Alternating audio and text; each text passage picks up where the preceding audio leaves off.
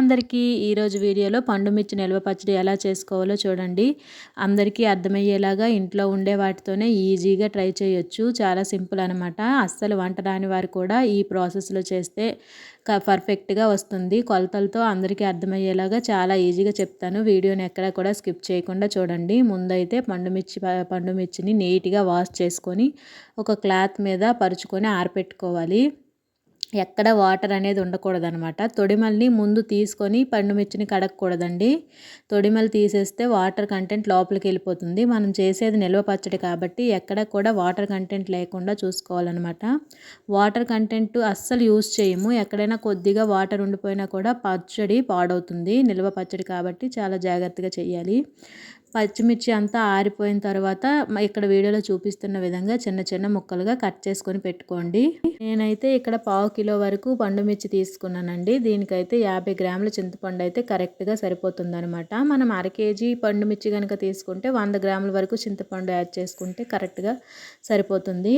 ముందుగా ఒక mixer jar తీసుకొని చింతపండు అలాగే కొద్దిగా సాల్ట్, మనకి టేస్ట్కి ఎంత సాల్ట్ అయితే సరిపోతుందో అంత సాల్ట్ని యాడ్ చేసుకొని గ్రైండ్ చేసుకోవాలి. సాల్ట్ ముందు కొద్దిగా తక్కువగానే యాడ్ చేసుకోండి. మనం టేస్ట్ చూసిన తర్వాత కావాలంటే యాడ్ చేసుకోవచ్చు అనమాట. ముందు చింతపండుని సాల్ట్ని గ్రైండ్ చేయడం వల్ల ఏంటంటే చింతపండు ఎక్కడ చిన్న చిన్న ముక్కల్లా ఉండిపోకుండా బాగా గ్రైండ్ అవుతుంది. అదే మనం పండుమిర్చి కూడా ఒకేసారి వేసి గ్రైండ్ చేస్తే మధ్య మధ్యలో చింతపండు ఉండిపోతుంది అనమాట. ఇప్పుడు ఒక 2 టేబుల్ స్పూన్ల వరకు పసుపు, అలాగే ఒక 1/2 కప్పు వరకు తొక్కలు తీసి ఒలిచి పెట్టుకున్న వెల్లుల్లి రెబ్బలను వేసుకొని మరొక పల్స్ ఇచ్చి గ్రైండ్ చేయండి. ఇలా కచ్చా పచ్చాగా మాత్రమే గ్రైండ్ చేసుకోవాలి. మెత్తగా పైన పేస్ట్లా చేస్తే బాగోదండి, నిల్వ పచ్చడి కదా. ఇలా గ్రైండ్ చేసుకున్న పేస్ట్ని అయితే ఒక కంటైనర్లోకి తీసుకొని 24 గంటల పాటు ఊరనివ్వాలన్నమాట. ఒక పక్కన పెట్టేసుకొని ఊరనిచ్చి తర్వాత మనం పోపు పెట్టుకుంటే ఫ్లేవర్ చాలా బాగుంటుంది. 24 అవర్స్ తర్వాత అయితే బయటికి తీసి తాలింపు అయితే పెడుతున్నాను. ఇక్కడైతే నేను ఈ కప్పుతో కప్పు వరకు ఆయిల్ తీసుకున్నాను.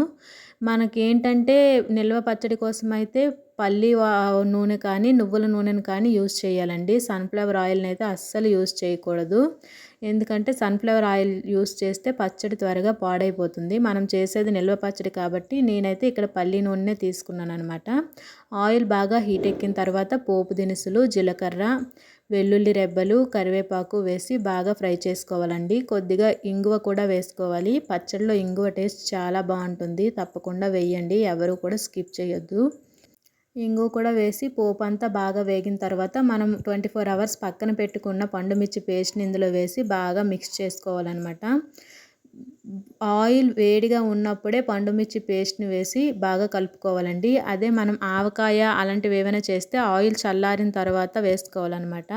నిల్వ పచ్చడికి మాత్రం ఆయిల్ వేడిగా ఉన్నప్పుడు వేసుకుంటేనే ఫ్లేవర్ బాగుంటుంది. పచ్చడి కూడా ఎక్కువ రోజుల పాటు నిల్వ ఉంటుందన్నమాట.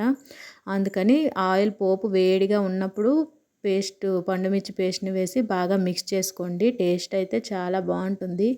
ఎవరికైనా స్పైసీగా తినాలని ఉంటే మాత్రం ఒకసారి ఇలా ట్రై చేయండి. నోట్లో పెట్టగానే కళ్ళ నుంచి నీళ్ళు వచ్చాయి అనమాట. నాకైతే అంత బాగుంది, టేస్ట్ బాగుంది, చాలా స్పైసీగా ఉంది. ఎక్కువ స్పైసీనెస్ తినేవారికి అయితే ఇది చాలా బాగా నచ్చుతుంది. ఇంకా మన పండుమిర్చి పచ్చడి రెడీ అయిపోయినట్టేనండి. చాలా సింపుల్ అనమాట. మనకి ఇలా చేస్తే ఈ ప్రాసెస్లో కనుక మనం చేసుకుంటే మినిమం 6 నెలల వరకు ఫ్రిడ్జ్లో పెట్టకపోయినా పచ్చడి అయితే అస్సలు పాడవదండి. 1 ఇయర్ వరకు కూడా ఉంటుంది.